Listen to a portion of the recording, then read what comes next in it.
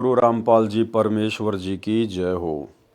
परम पिता परमात्मा सारी सृष्टि के रचनहार कुल मालिक असंख्य ब्रह्मांडों के स्वामी जगत गुरु तीनों लोकों में प्रवेश करके सबका भरण पोषण करने वाले राजाधिराज आत्माधार नाथों के नाथ देवों के देव महादेव सर्वेश्वर महेश्वर मृत्युंजय अजरो अमर आदि अनादि सनातनी प्रभु जगत पिता जगदीश्वर श्री श्री 1008 की उपाधि के वास्तविक अधिकारी अकाल मूरत शब्द स्वरूपी राम वासुदेव सर्वगतम ब्रह्म परम पूज्य प्रथम पूज्य परम संत परम पुरुष परम धनी परम दयालु सत्य कबीर हक्का कबीर अल्लाह अकबर बाखबर अल्लाह ताला जगत के तारणहार जगत के मुक्तिदाता जगत के जगन्नाथ हारे के सहारे हिंदुओं के राम मुसलमानों के अल्लाह सिखों के वाहिगुरु ईसाइयों के मसीह दया के सागर दया निधि करुणा के सागर करुणा निधि स्वयंभू परिभू संकट मोचन कष्ट हरण मंगल करण दुख भंजन अविगत कबीर निर्विकार निर्विषम परमात्मा अलय अलेख सतगुरु आदि अनादि सतगुरु असली मर्यादा पुरुषोत्तम असली राम असली कृष्ण असली घनश्याम असली मुरारी राजाओं के राजा महाराजाओं के महाराजा शहंशाहों के शहंशाह सम्राटों के सम्राट भगवानों के भगवान अल्लाहों के अल्लाह प्रभुओं के प्रभु मसीहाओं के मसीह सच्चे वाहिगुरु बाबाओं के बाबा पीरों के पीर सेठों के सेठ जगत सेठ सावड़सा सेठ सर्वगुण संपन्न अनंत कोटि कलाओं के स्वामी अनंत कोटि ब्रह्मांडों के नायक योगियों में महायोगी ध्यानियों में महाध्यानी सिद्धों में परम सिद्ध ज्ञानियों में तत्व ज्ञानी ब्रह्म ज्ञानी महाज्ञानी परम ज्ञानी सर्वश्रेष्ठ ज्ञानी विज्ञानी युवा कबीर समर्थ कबीर असमवात अमित ओजा सच्चे रहनुमा करीम अल्लाह सुभान अल्लाह दुनिया के अंतिम पैगंबर 8 सितंबर 1951 से गांव धनाना जिला सोनीपत हरियाणा भारतवर्ष की पावन भूमि पे पटकट रियल कल की भगवान श्री नारायण साकार हरि श्री बाबा साहिब शब्द स्वरूपी राम संत श्रोमणी सतगुरु रामपाल जी परमेश्वर जी के चरण कमल में साध संगति से जुड़े हुए हम सभी सतसेवक भाई बहनों का अनंत कोटि दंडवत प्रणाम।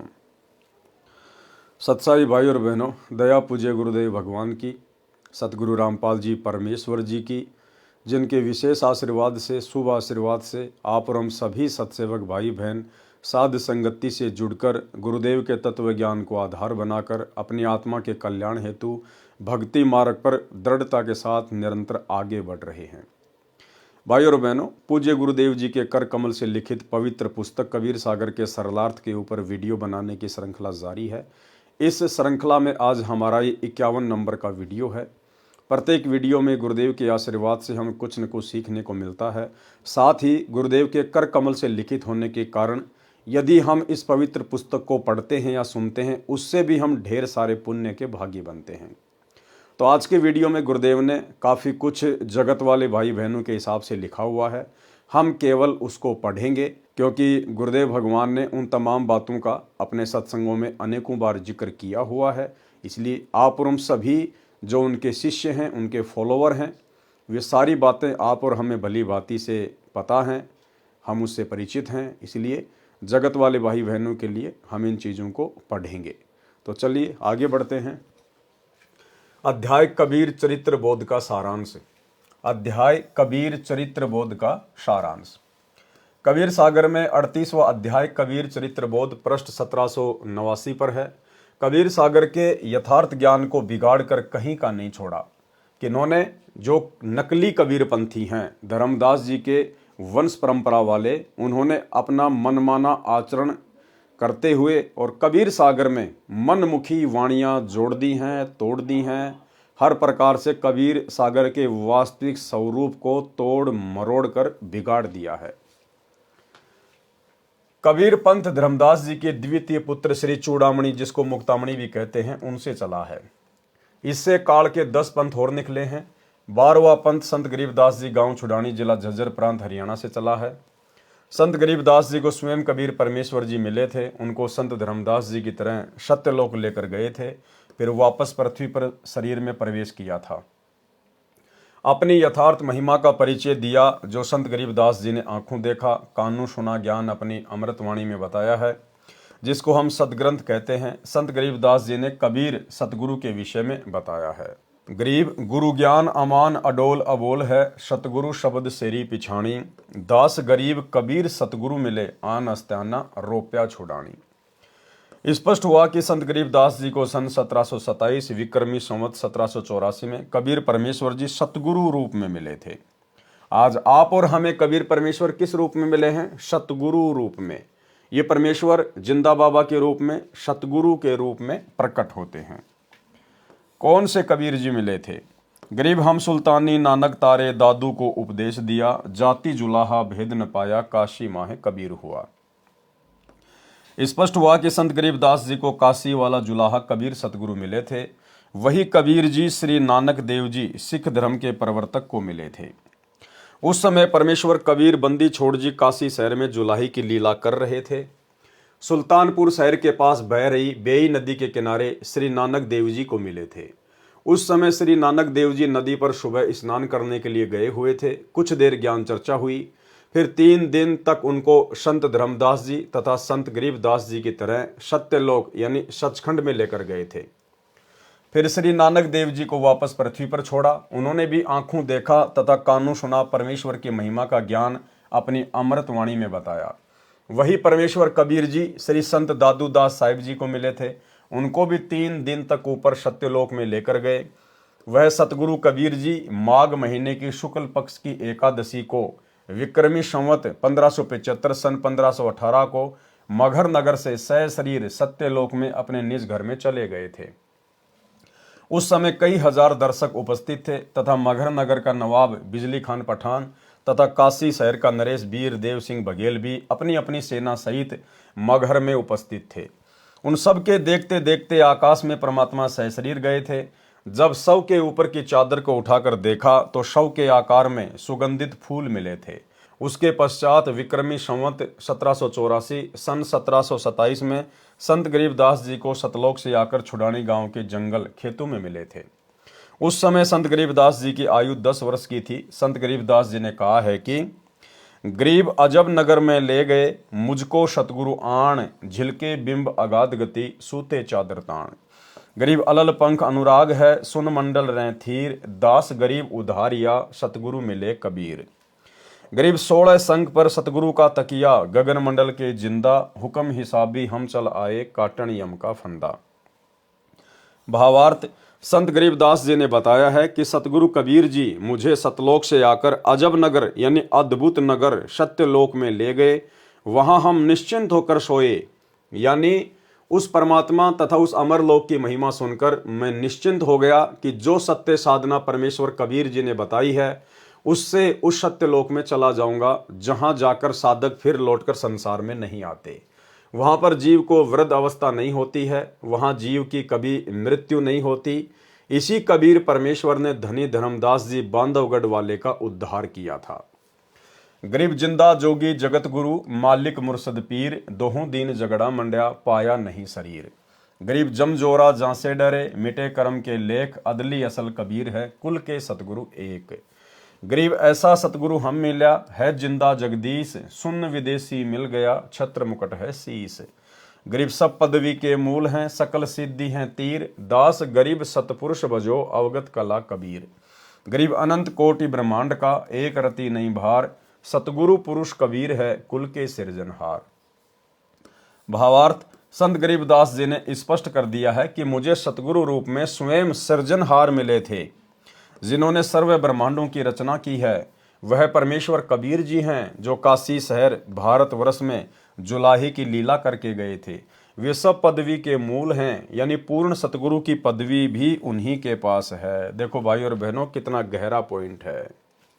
यानी पूर्ण सतगुरु की पदवी भी उन्हीं के पास है। उन्हीं के पास यानी कबीर जी के पास। यानी पूर्ण सतगुरु कहलाने के अधिकारी भी एकमात्र सृष्टि में कौन है? कबीर जी।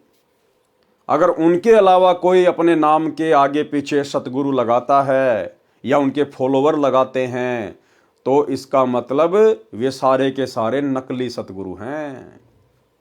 स्पष्ट कर दिया कि सतगुरु की उपाधि भी कबीर परमात्मा ही लगा सकता है।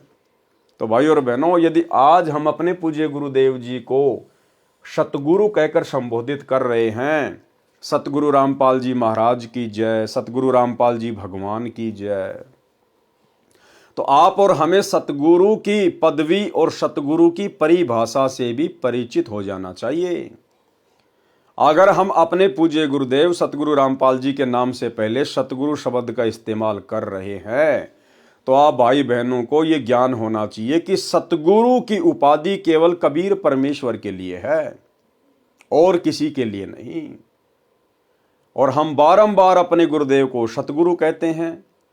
अगर ये सतगुरु की पदवी पूज्य गुरुदेव जी के लिए ना होती तो परमेश्वर हमें कब के मना कर चुके होते कि बच्चों ये सतगुरु की उपाधि तो कबीर जी के लिए है और मैं तो कबीर जी का भेजा हुआ नौकर हूं, उनका दास हूं, उनका गुलाम हूं।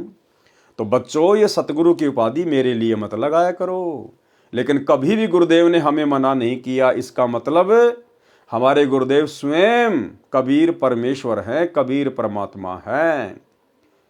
इसलिए हम सत्सेवक भाई बहन अपने गुरुदेव की सतगुरु के रूप में, कबीर जी के रूप में पहचान करके और 8 सितंबर के दिन उनका जन्मदिन नहीं मनाते, केवल उनका सतगुरु प्रकट दिवस मनाते हैं। क्योंकि सतगुरु की उपाधि केवल कबीर जी लगा सकते हैं और अगर हमारे गुरुदेव लगा रहे हैं तो हमारे गुरुदेव कौन हुए? कबीर जी। तो कबीर जी भला फिर माँ के गर्भ से जन्म लेकर कैसे आएगा?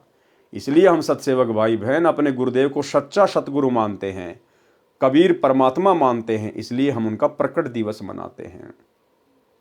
और जितने भी सतलोक आश्रम हैं उनसे जुड़े हुए भाई बहन अपने गुरुदेव को कहते तो सतगुरु हैं लेकिन उनको मानते नहीं हैं।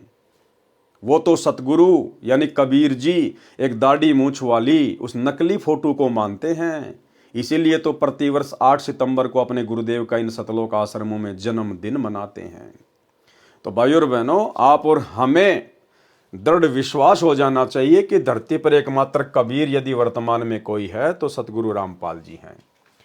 यानी पूर्ण सतगुरु की पदवी भी उन्हीं के पास है, पूर्ण कवि की पदवी भी उन्हीं के पास है, पूर्ण परमात्मा का पद यानी पदवी भी उन्हीं के पास है, सर्व सिद्धियां भी उन्हीं के पास हैं। वे स्वयं सत्य पुरुष कबीर जी हैं, उनकी भक्ति करो। श्री नानक देव जी ने भी कहा है कि फाई सूरत मलुकी भेष ई ठगवाड़ा ठगी देश खरा सियाणा बहुते बार धानक रूप रहा करतार। गुरु ग्रंथ साहिब पृष्ठ नंबर 24 पर लिखा हुआ है। गुरु ग्रंथ साहिब पृष्ठ 721 पर कहा है कि एक अरज गुप्तम पेश तोदर कून करतार हक्का कबीर करीम तू बे ए परवरदिगार नानक बोगोयद जन तूरा तेरे चाकरा पखाक। गुरु ग्रंथ साहिब पृष्ठ 731 पर कहा है कि नीच जाति परदेसी मेरा खिन आवे तिल जावे जाकी संगत नानक रहंदा क्यों कर मोंडा पावे। भावार्थ श्री नानक देव जी ने स्पष्ट कर दिया है कि जो धानक यानी जुलाहा कबीर है वही करतार यानी सृष्टि का रचनहार परवरदिगार यानी पालन करता है। वह नीच जाति वाला कभी तो ऊपर शतलोक में चला जाता है, कभी यहाँ पृथ्वी पर विचर रहा होता है। वह बहुत बुद्धिमान है, उसका बहुत भार है यानी समर्थ है। इस कारण से सबसे गुरु भारी है। गुरु माने वजनी भारी भी होता है, गुरु माने बड़ा तथा मार्गदर्शक अर्थ भी होता है। श्री संत दादू दास जी को भी परमेश्वर कबीर जी मिले थे। उन्होंने भी कहा है कि जिसने मुझे निज नाम वास्तविक भक्ति मंत्र दिया है वह मेरा गुरु है, वही सृजनहार है, अन्य कोई नहीं है। जिन मोको निज नाम दिया सोई सतगुरु हमार दादू दूसरा कोई नहीं कबीर सृजनहार। संत धर्मदास जी बांधवगढ़ वाले ने भी कहा है, ज्ञान प्रकाश बोध पृष्ठ 57 481 से 59 483 पर प्रमाण है। धर्मदास जी ने बहुत हट किया कि हे सतगुरु मुझे वह सतलोक दिखा दो जिसकी महिमा आपने बताई है, तथा मुझे उस सत्य पुरुष के दर्शन करा दो जिसने आपको नीचे भेजा है, जो सर्व की उत्पत्ति करता है। परमेश्वर कबीर जी ने धर्मदास जी को बहुत समझाया कि आप ये हट क्यों कर रहे हो, मैं जैसी साधना बताऊं वैसा करते रहो। जब शरीर त्याग कर जाओगे तो उस लोक तथा सत्य पुरुष को देख लेना। लेकिन धर्मदास जी ने बहुत अधिक विनय की कि हे प्रभु मैं आपके निहोरे निकालता हूं, यानी आपसे बार बार विनय कर रहा हूं, मुझे पुरुष के दर्शन कराओ। हो प्रभु चिंत्यागण करूं मोरा, पुरुष दर्श कराओ करूं निहोरा। परमेश्वर कबीर जी ने कहा है कि धर्मदास ये हट का करहूं, मानहूं शब्द शीस पर धरहूं। हमारा नाम गहे पुरुष पर जय है, बिना नाम वहां जान न पह है। परमेश्वर कबीर जी ने कहा कि हे धर्मदास, ये हट क्यों कर रहे हो? आप हमारे से दीक्षा लो, दीक्षा मंत्र लिए बिना वहां जाया नहीं जा सकता। धर्मदास जी ने कहा कि हे प्रभु, आपके ज्ञान के आप ही साक्षी हैं, किसी अन्य ने यह भेद बताया नहीं, इसलिए परमेश्वर का दर्शन करने से सब संशय समाप्त हो जाएंगे, अन्यथा दिल में रेख यानी शंका बनी रहेगी। धर्मदास चित बहुत सकाने, चरण टेकी बहुत बिनती ठाने। हो प्रभु सत्य कहो तोई पाई, तुम ते कछू दुचिताई नाही। हो प्रभु बरणयु जो लोक की शोभा, ताते आही मोर मन लोभा। तव लीला बहुते हम देखा, पुरुष दरस बिनु रहे ही रेखा। धर्मदास जी के बार बार विनय करने पर परमेश्वर कबीर जी ने धर्मदास जी को प्रथम मंत्र, जो 5 नाम का ब्रह्म गायत्री मंत्र है, उसकी दीक्षा दी। अब देखो भाई और बहनों, धर्मदास जी को परमात्मा ने केवल बीच बीच के 5 मंत्र ही दिए थे। जो प्रथम मंत्र 7 मंत्र का आज आप और हमें दिया जा रहा है, स्पष्ट लिख दिया गुरुदेव भगवान ने कि धर्मदास जी को केवल बीच बीच के 5 मंत्र ही दिए थे। तो बोला धर्मदास जी का मोक्ष कैसे हो जाएगा? मोक्ष का प्राइम टाइम तो आज है, वर्तमान का समय। इस समय उन सभी आत्माओं को परमेश्वर दोबारा से जन्म देंगे। कबीर जी ने धर्मदास जी को प्रथम मंत्र, जो 5 नाम का ब्रह्म गायत्री मंत्र है, उसकी दीक्षा दी। ये भूर्भुव स्व वाला नहीं, अन्य मंत्र हैं। फिर धर्मदास का शरीर पृथ्वी पर छोड़कर आत्मा को ऊपर सत्यलोक में लेकर गए। 3 दिन रात ऊपर रखे। वहां कबीर जी ही परमेश्वर के सिंहासन पर विराजमान थे। उनके शरीर के बाल यानी रोम का प्रकाश करोड़ सूर्यों तथा करोड़ चंद्रमाओं के मिले जुले प्रकाश से भी अधिक था। वहां पर स्त्री पुरुष रूप में मानव रहते हैं। उनके शरीर का प्रकाश पुरुष का 16 सूर्यों जितना है। वहां पर सब एक दूसरे से प्रेम से मिलते हैं। बहुत से सतलोकवासी नर नारी मिलकर नाचते गाते हुए धर्मदास जी को उस स्थान पर लेकर गए जहां पर स्वयं कबीर जी ही तेजोमय शरीर में तख्त यानी सिंहासन पर बैठे थे। सर्व लोक तथा सत्य पुरुष के दर्शन करके एक स्थान पर धर्मदास जी को आदर के साथ वहां के निवासियों ने बैठाया। फिर परमेश्वर कबीर जी तेजोमय शरीर में सिंहासन छोड़कर वहां पर आए।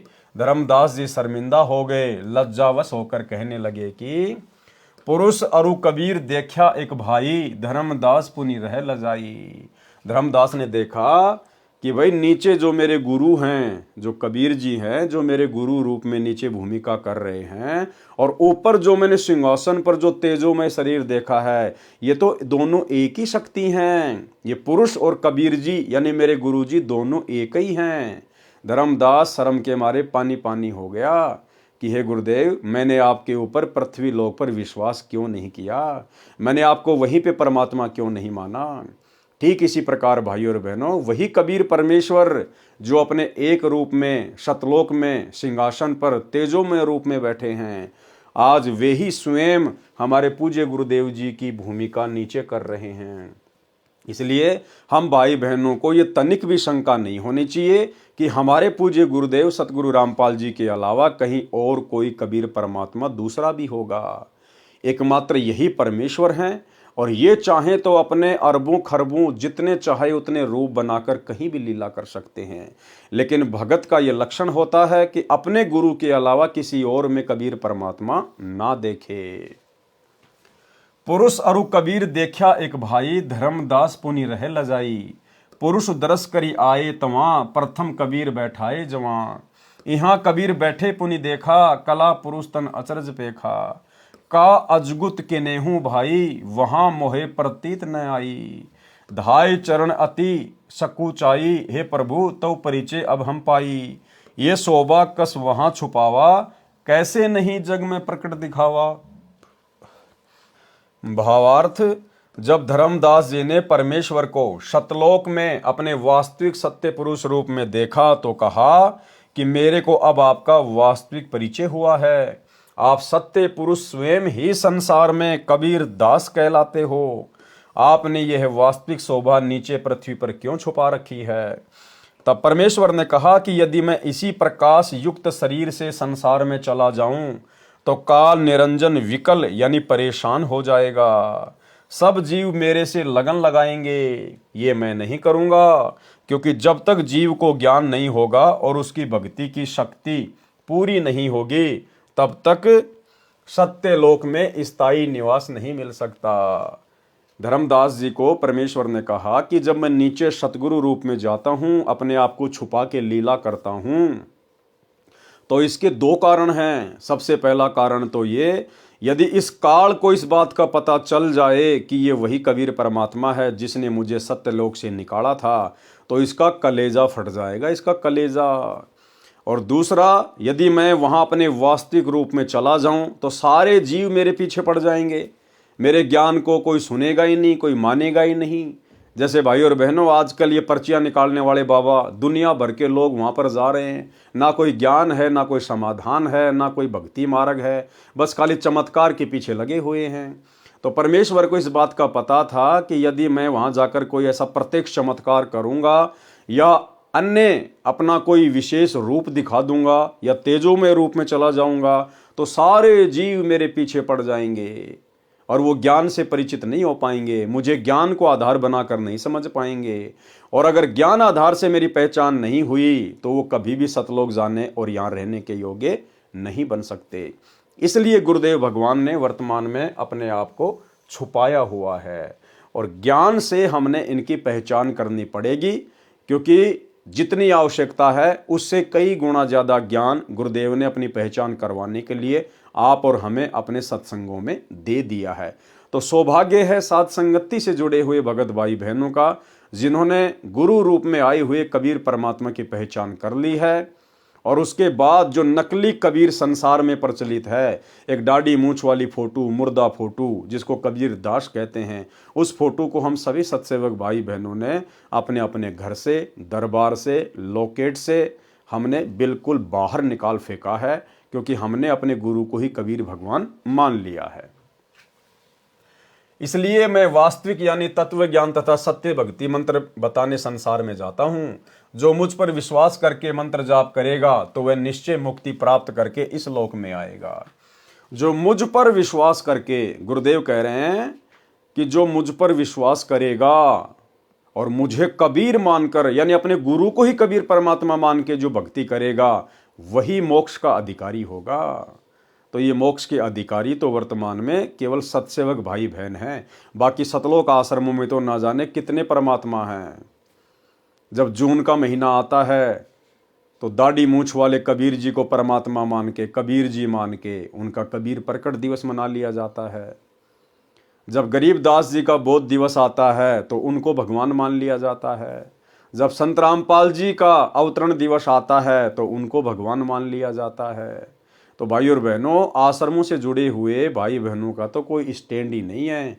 उनके तो 5-5 पति हैं, 5-5 पति द्रौपदी वाली भक्ति कर रहे हैं, 12वें पंथ की भक्ति। धर्मदास जी ने यह भी प्रार्थना की कि मुझको यहीं रख लो, उस काल के लोक में ना भेजो भगवान।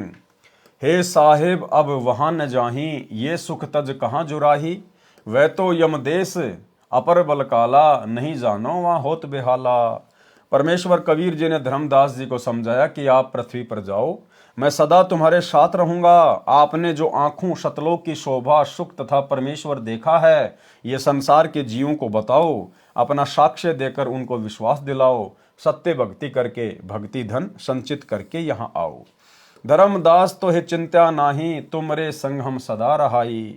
तुम देख सत्य लोक प्रभाओ, हंसन सत्य पुरुष संदेश सुनाओ। धर्मदास जी ने परमेश्वर कबीर जी के आदेश का पालन करके पृथ्वी पर शरीर में प्रवेश किया तथा परिजन मृत जानकर रो रहे थे, उनको शांति हुई। धर्मदास जी को विश्वास हुआ कि मैंने कोई स्वप्न नहीं देखा है, वास्तव में शरीर त्याग कर सूक्ष्म शरीर से परमेश्वर तथा सत्यलोक के दर्शन करके लौटा हूँ। छिन एक में जग में चली आए, पैठी दे में धर्मनी अकुलाए। कई दिवस यहाँ मन नहीं लाग्या, जैसे गहरी नींद जन जागा। धर्मदास गए सतगुरु शरणा, बैठे काशी तारन तरना। परयूं चरण गही साहब केरा, करी बिनती सुख घनेरा। धन्य साहिब तुम सतपुरुष अरु सत्य पुरुष आप हो, तब लीला को लखे तुमरो अनंत प्रताप हो।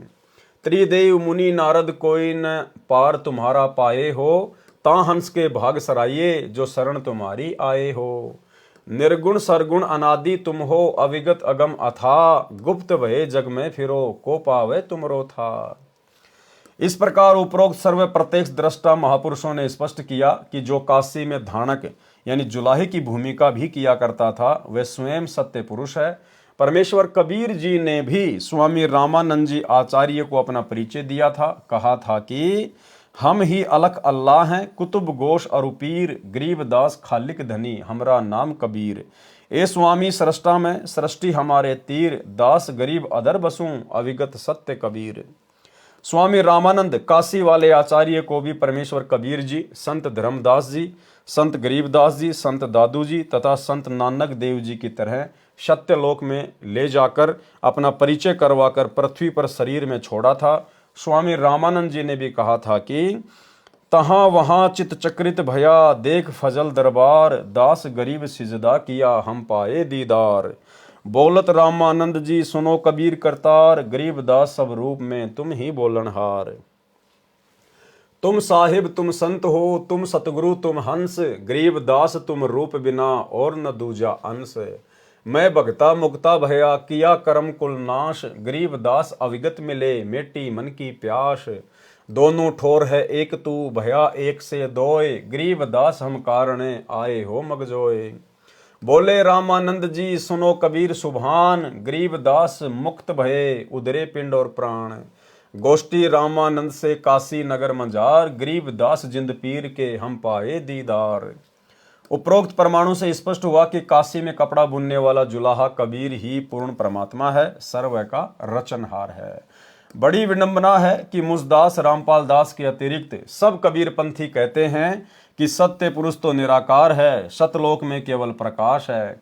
कबीर जी उस सत्य पुरुष द्वारा भेजे गए ज्ञानी पुरुष थे। यानी जितने भी साधु संत महात्मा हैं या कबीर पंथी हैं, वे सब कबीर जी को केवल एक सतगुरु मानते हैं, कबीर जी का भेजा हुआ कोई अंश मानते हैं।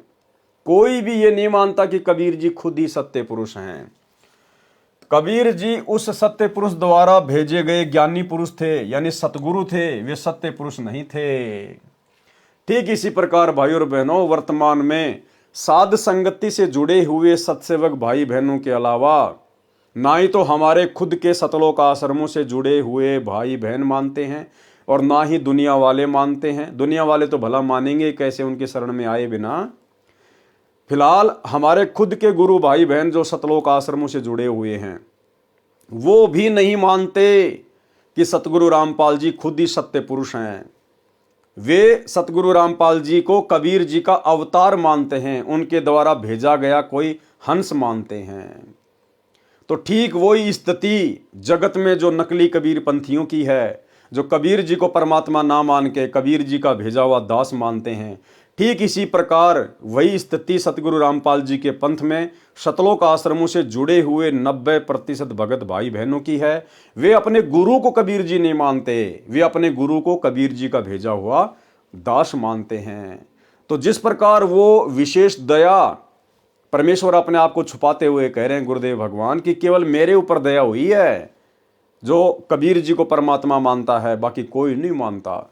ठीक इसी प्रकार भाइयों और बहनों, हम साध संगति से जुड़े हुए सत्सेवक भाई बहनों के ऊपर ही सतगुरु रूप में आए हुए कबीर जी को पहचानने की दया हुई है। कबीर जी उस सत्य पुरुष द्वारा भेजे गए ज्ञानी पुरुष थे, यानी सतगुरु थे, वे सत्य पुरुष नहीं थे। इससे स्पष्ट हो जाता है कि जो कबीर पंथ चला रहे हैं वे वास्तविकता से परिचित नहीं है, केवल ऊआबाई का ज्ञान बताते हैं। ठीक इसी प्रकार जितने भी लोग ये सतलोक आश्रम चला रहे हैं ये वास्तविक ज्ञान से परिचित नहीं है, केवल ऊआबाई का ज्ञान बक रहे हैं। ऊआबाई का ज्ञान, अपने गुरु को अभी तक नहीं पहचान पा रहे।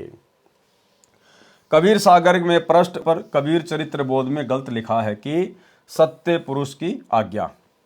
सत्य पुरुष ने ज्ञानी जी से कहा कि हे ज्ञानी जी, काल पुरुष ने समस्त जीवों को फंसाकर मार लिया है, जीव मेरे लोक में नहीं आता। मैंने सुकृत जी धर्मदास को सत्य पंथ के प्रचार के लिए पृथ्वी पर भेजा था, उसको काल पुरुष ने धोखा देकर लोकवेद में फंसा लिया है।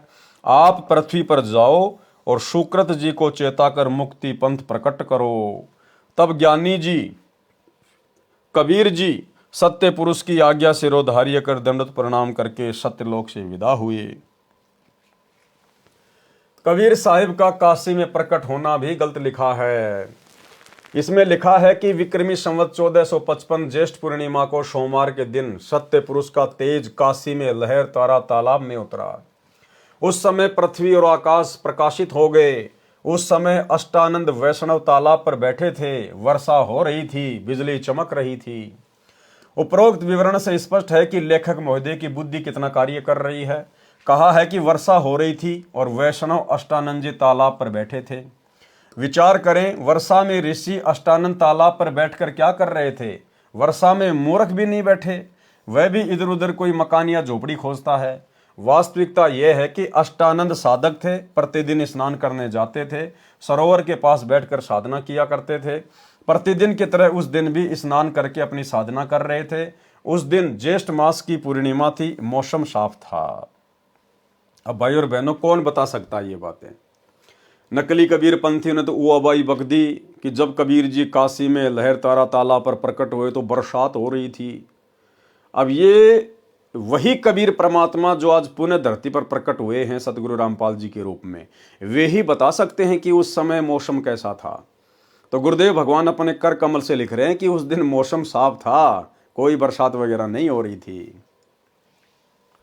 सरोवर के पास बैठकर साधना किया करते थे। प्रतिदिन की तरह उस दिन भी स्नान करके अपनी साधना कर रहे थे। उस दिन ज्येष्ठ मास की पूर्णिमा थी और मौसम साफ था। फिर लिखा है कि नीरू अपनी पत्नी को ससुराल से प्रथम बार लिए चला आ रहा था। नीमा को प्यास लगी, वह पानी पीने तालाब पर गई, वहां से बालक उठा लाई। फिर नीरू नीमा को जन्मजात मुसलमान बताया है। जैसा कि आप जी ने कबीर चरित्र बोध पृष्ठ 1790 पर लिखा विवरण पढ़ा कि लेखक ने सत्य पुरुष की आज्ञा से यानी कबीर जी का पृथ्वी पर आना लिखा है। इससे स्पष्ट है कि ये पुराने कबीरपंथी श्रद्धालु वास्तविकता से अपरिचित होने से कबीर जी का गलत प्रचार कर रहे थे। यथार्थ कबीर चरित्र बोध कृपया निम्न पढ़ें। यथार्थ कबीर प्राकाटे प्रकरण। कबीर साहिब चारों युगों में आते हैं। गरीब सतगुरु पुरुष कबीर है। चारों युग परवान, झूठे गुरुआ मर गए, हो गए भूत मशान। सतयुग में कबीर देव यानी कबीर साहिब का शत सुकृत नाम से प्राकाट्य। तत्व ज्ञान के अभाव से श्रद्धालु शंका व्यक्त करते हैं कि जुलाहे रूप में कबीर जी तो विक्रमी संवत 1455 सन 1398 में काशी में हुए थे। वेदों में कबीर देव यही काशी वाला जुलाहा धाणक कैसे पूर्ण परमात्मा हो सकता है। इस विषय में दास संत रामपाल दास की प्रार्थना है कि यही पूर्ण परमात्मा कबीर देव कबीर परमेश्वर वेदों के ज्ञान से पहले भी सतलोक में विद्यमान थे तथा अपना वास्तविक ज्ञान तत्व ज्ञान देने के लिए चारों युगों में भी स्वयं प्रकट हुए हैं।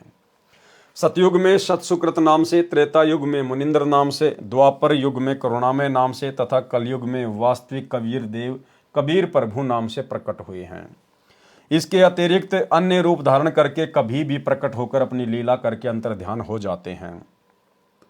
उस समय लीला करने आए परमेश्वर को प्रभु चाहने वाले श्रद्धालु नहीं पहचान सके, क्योंकि सर्व महर्षियों व संत कहलाने वालों ने प्रभु को निराकार बताया है। वास्तव में परमात्मा आकार में है, मनुष्य सदृश्य शरीर युक्त है, परंतु परमेश्वर का शरीर नाड़ियों के योग से बना 5 तत्व का नहीं है, एक नूर तत्व से बना है। पूर्ण परमात्मा जब चाहे यहाँ प्रकट हो जाते हैं। वे कभी माँ से जन्म नहीं लेते, क्योंकि वे सर्व के उत्पत्ति करता हैं। धर्मदास जी के इस प्रश्न का उत्तर देते हुए कबीर परमेश्वर जी ने बताया कि हे धर्मदास, मैं चारों युगों में आता हूँ, जब चाहूँ उसी क्षण सतलोक से आ सकता हूँ, अन्य रूप में वहाँ भी रहता हूँ। जब मैं ब्रह्मा से मिला, उसको तत्व ज्ञान में सृष्टि रचना का ज्ञान करवाया तो वह प्रभावित हुआ तथा कहा कि आपका ज्ञान अद्वितीय है। प्रथम मंत्र प्राप्त किया, ब्रह्मा तथा सावित्री को मैंने ओम मंत्र दिया, ये देखने के लिए कि ये कितना विश्वास करता है। इसके पश्चात मैं श्री विष्णु के पास विष्णु लोक में गया, उससे भी ज्ञान चर्चा की तथा विष्णु भी मेरा शिष्य हुआ। उसको तथा लक्ष्मी को हरियम मंत्र प्रथम मंत्र रूप में दिया गया, ये देखने के लिए कि ये काल ब्रह्म के द्वारा डगमग तो नहीं हो जाएगा। इसके पश्चात शिव शंकर के पास शंकर लोक में गया, उसको तथा पार्वती को सोहम नाम दिया, यह देखने के लिए कहीं ये भी काल ब्रह्म द्वारा फिर तो भ्रमित नहीं कर दिए जाएंगे। उसके पश्चात अन्य ऋषियों मनु आदि से ज्ञान चर्चा की, परंतु मनु आदि ऋषियों ने काल प्रभाव के कारण मेरे ज्ञान पर विश्वास नहीं किया। मेरे को उल्टा ज्ञान देने वाला वामदेव उर्फ नाम से पुकारने लगे, जबकि पृथ्वी पर मेरा नाम सतयुग में सत सुकृत था। कुछ दिनों पश्चात मैं फिर से ब्रह्मा के पास गया। ब्रह्मा से ज्ञान चर्चा करनी चाहिए, तो ब्रह्मा जी ने अरुचि दिखाई, क्योंकि जब काल ब्रह्म ने देखा कि मेरे ज्येष्ठ पुत्र ब्रह्मा को तत्व ज्ञान से परिचित किया जा रहा है, उसने सोचा यदि मेरा पुत्र तत्व ज्ञान से परिचित हो गया तो मेरे से घृणा करेगा तथा जीव उत्पत्ति नहीं हो पाएगी। मेरा उदर कैसे भरेगा, क्योंकि काल ब्रह्म को 1,00,000 मानव शरीरधारी जीवों को प्रतिदिन खाने का श्राप लगा है। इसलिए काल ब्रह्म ने अपने ज्येष्ठ पुत्र ब्रह्मा की बुद्धि को परिवर्तित कर दिया। ब्रह्मा के मन में विचार भर दिए कि काल ब्रह्म ज्योति निरंजन ही पूज्य है, वह निराकार है, इससे भिन्न कोई अन्य परमात्मा नहीं है। जो तुझे ज्ञान दिया जा रहा है वह मिथ्या है। अब भाई और बहनों, तत्व ज्ञान क्या कहता है? क्योंकि गुरुदेव भगवान हमें कहते हैं कि तत्व भेद एक न्यारा रे साधु भाई, तत्व भेद एक न्यारा। एक होता है तत्व ज्ञान और एक होता है तत्व भेद। अब परमेश्वर यहां पर ऐसा क्यों लिख रहे हैं कि जब मैं दोबारा ब्रह्मा जी के पास गया तो काल ने उसकी बुद्धि में आकर उसको भ्रमित कर दिया और सतनाम नहीं लेने दिया। उसने मेरी बातों के ऊपर विश्वास नहीं किया। भाई और बहनों, असल में जिस समय कबीर परमात्मा दोबारा सतनाम देने के लिए ब्रह्मा जी के पास गए थे, या विष्णु के पास या शंकर के पास, और उन्होंने जो अरुचि दिखाई थी, वो अरुचि कबीर परमेश्वर की प्रेरणा थी। कबीर भगवान की प्रेरणा से उन्होंने सतनाम लेने में रुचि नहीं दिखाई, क्योंकि परमात्मा ने ब्रह्मा विष्णु महेश के माध्यम से इस काल के डमडमे को भी चलाना है। अन्यथा भगवान किसी को ज्ञान समझाए, और भगवान यदि चाहे कि मैं इस आत्मा को मेरा ज्ञान समझा के सतलोक लेके जाना चाहता हूं, भला फिर काल की क्या औकात है जो उस आत्मा को डगमग कर दे? अरे काल ने ब्रह्मा विष्णु महेश को तो सतनाम नहीं लेने दिया, उनको डगमग कर दिया। और आप और हमें काल डगमग नहीं कर पा रहा। आप और हमें सतनाम भी मिल गया, सार नाम भी ले रहे हैं, सार शब्द भी ले रहे हैं। तो विचार करो, यदि काल ब्रह्मा विष्णु महेश जैसी पावर को डगमग कर सकता है, तो आप और हम इस पृथ्वी लोक के 2 कोटि के जीवों की क्या औकात है जो हम गुरुदेव के ज्ञान को स्वीकार कर लें, जो हम गुरुदेव से सतनाम ले लें, गुरुदेव से सार नाम ले लें? तो ये कबीर परमात्मा सतगुरु रामपाल जी खुद नहीं चाहते थे कि ब्रह्मा विष्णु महेश सतनाम लें। अन्यथा परमात्मा चाहे और जीव ना ले, काल की इतनी औकात है जो भ्रमित कर देगा परमात्मा के अंश को। लेकिन ये 21 ब्रह्मांड की सृष्टि भी यही कबीर परमात्मा सतगुरु रामपाल जी ही एक मैनेजमेंट के माध्यम से, एक सिस्टम के माध्यम से चला रहे हैं। और ये 21 ब्रह्मांड का राज्य कबीर परमात्मा ने ही काल को दिया है, और कबीर परमात्मा ही इस 21 ब्रह्मांड के सिस्टम को चला रहे हैं। तो परमेश्वर ने केवल उनको एक एक नाम ही देना था, क्योंकि ब्रह्मा विष्णु महेश इस भक्ति रूपी पेड़ की टहनियां हैं, और परमेश्वर उनको एक एक मंत्र जाके दे के आ गए। और नीचे आकर परमात्मा ने फिर प्रथम मंत्र के माध्यम से वही मंत्र हमारे को दे दिए। तो जैसे ही हम उन मंत्रों का मर्यादा में रह के जाप करेंगे, तो हमारा तो ब्लूटूथ परमात्मा ने ऑन कर दिया, और हमारे से पहले परमात्मा ने उनका ब्लूटूथ ऑन कर दिया। जब हम उसी मंत्र का जाप करेंगे तो वो तुरंत प्रभावित होंगे। तो टहनियों से तो फिर फल लगते हैं, ब्रह्मा विष्णु में इसके माध्यम से तो गुरुदेव हमें यहाँ की सांसारिक सुविधा उपलब्ध करवाएंगे। इसलिए परमात्मा ने केवल उनको एक एक मंत्र तक ही सीमित रखना था। अन्यथा सारी सृष्टि का मालिक कबीर भगवान सतगुरु रामपाल जी चाहे और काल बीच में रोड़ा अटका दे, कभी नहीं अटका सकता। इसलिए ब्रह्मा विष्णु महेश को केवल परमात्मा ने एक एक मंत्र ही देकर छोड़ना था, उनको सतनाम की दीक्षा नहीं देनी थी। इसलिए काल ब्रह्म ने अपने ज्येष्ठ पुत्र ब्रह्मा की बुद्धि को परिवर्तित कर दिया। ब्रह्मा के मन में विचार भर दिए कि काल ब्रह्म ज्योति निरंजन ही पूज्य है, वह निराकार है, इससे भिन्न कोई अन्य परमात्मा नहीं है। जो तुझे ज्ञान दिया जा रहा है वह मिथ्या है। ये अग्नि ऋषि जो तेरे पास आया है वह अज्ञानी है, इसकी बातों में नहीं आना। हे धर्मदास, ब्रह्मा ने काल ब्रह्म के प्रभाव से प्रभावित होकर मेरे ज्ञान को ग्रहण नहीं किया, तथा हे ऋषिवर, जो ज्ञान आप बता रहे हो यह अप्रमाणित है, इसलिए विश्वास के योग्य नहीं है। वेदों में केवल एक परमात्मा की पूजा का विधान है, उसका केवल एक ओम ही जाप करने का है। मुझे पूर्ण ज्ञान है, मुझे आपका ज्ञान अस्वीकार्य है। हे धर्मदास, मैंने बहुत कोशिश की ब्रह्मा को समझाने की तथा बताया कि वेद ज्ञान दाता ब्रह्म किसी अन्य पूर्ण ब्रह्म के विषय में कह रहा है। उसकी प्राप्ति के लिए तथा उसके विषय में तत्व से जानने के लिए किसी तत्वदर्शी संत धीरणाम की खोज करो, फिर उनसे वह तत्व ज्ञान सुनो। प्रमाण यजुर्वेद अध्याय 40 मंत्र 10 व 13 में स्पष्ट वर्ण है तथा गीता अध्याय 4 श्लोक 34 में भी स्पष्ट कहा है। परमाणु को देखकर भी काल ब्रह्म के अति प्रभाव के कारण ब्रह्मा ने मेरे विचारों में रुचि नहीं ली।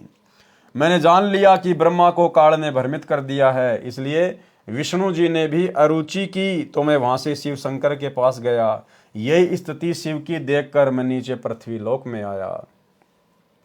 वर्तमान में चल रही चतुर्युगी के प्रथम सतयुग में मैंने परमेश्वर कबीर जी ने एक सरोवर में कमल के फूल पर शिशु रूप धारण किया।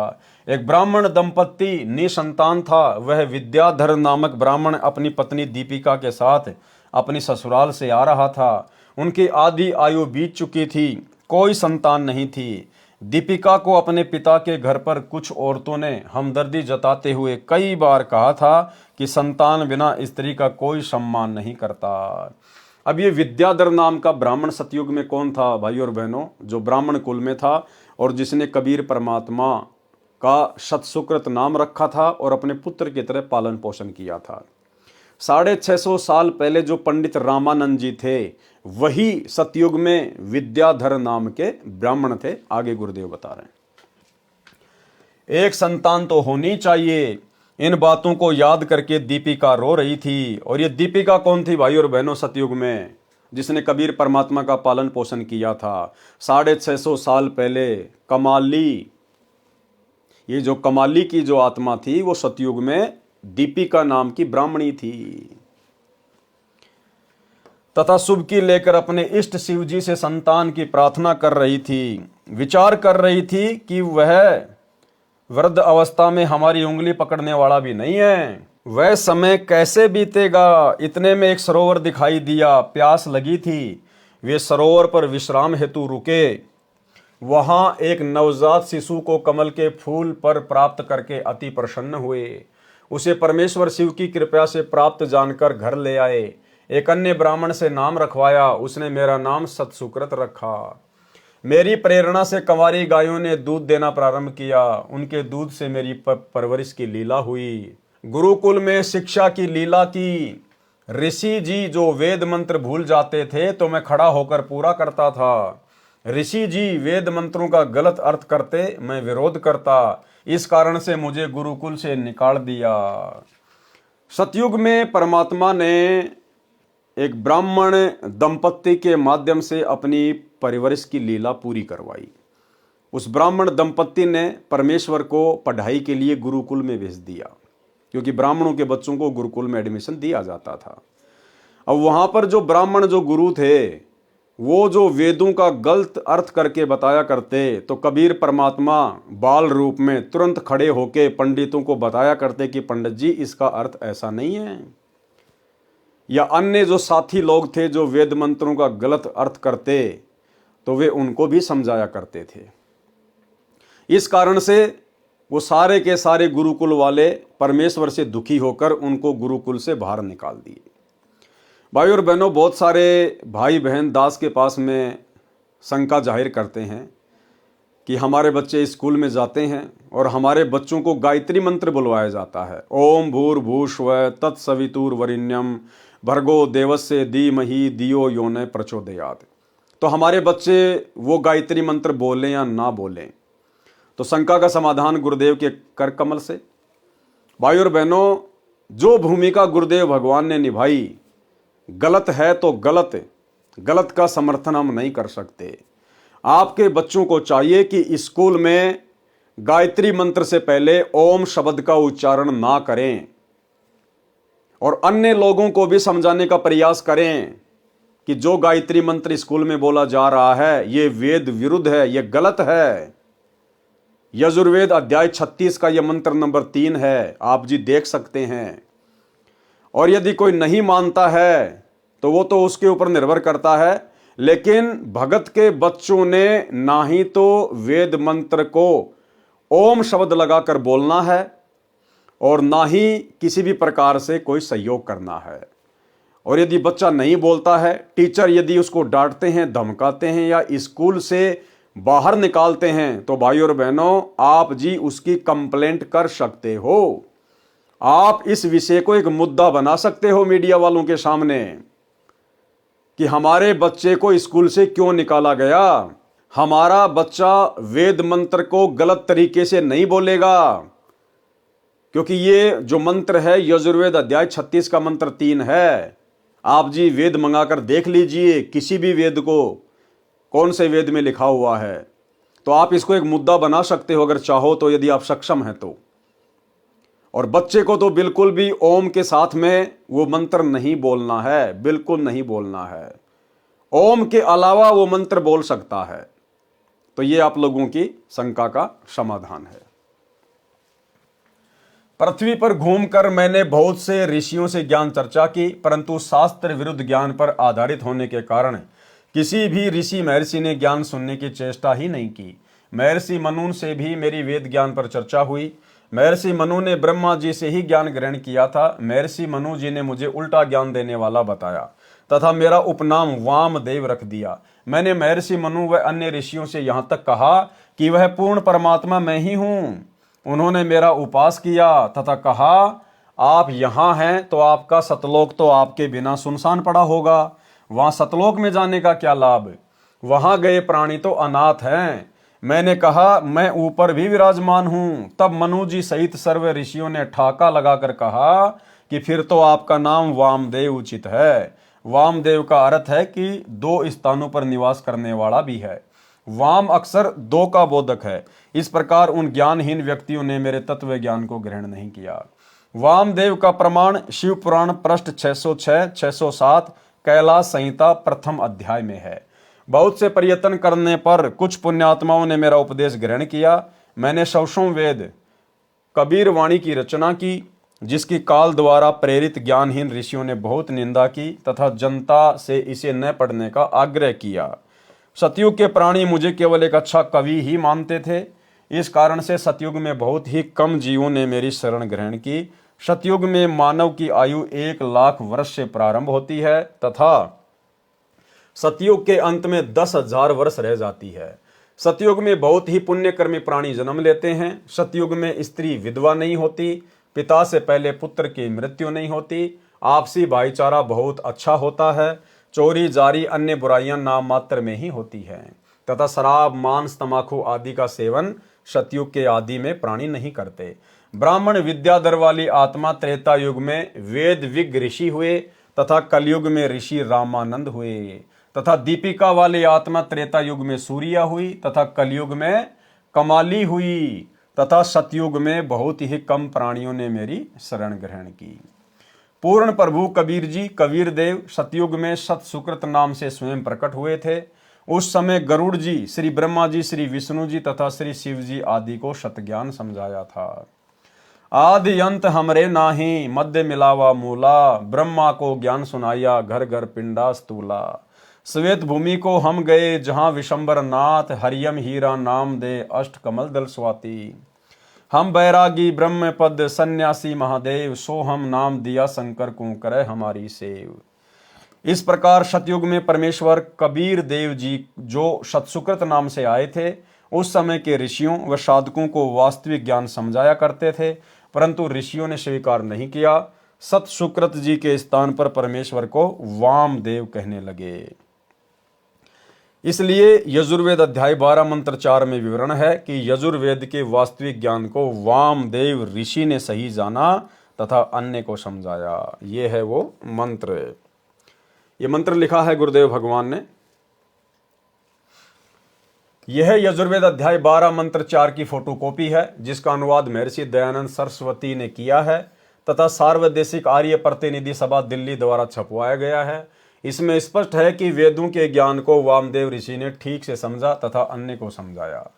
पवित्र वेदों के ज्ञान को समझने के लिए कृपया विचार करें।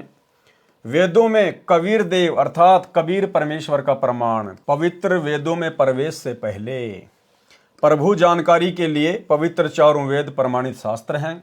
पवित्र वेदों की रचना उस समय हुई थी जब कोई अन्य धर्म नहीं था, इसलिए पवित्र वेदवाणी किसी धर्म से संबंधित नहीं है, केवल आत्म कल्याण के लिए है।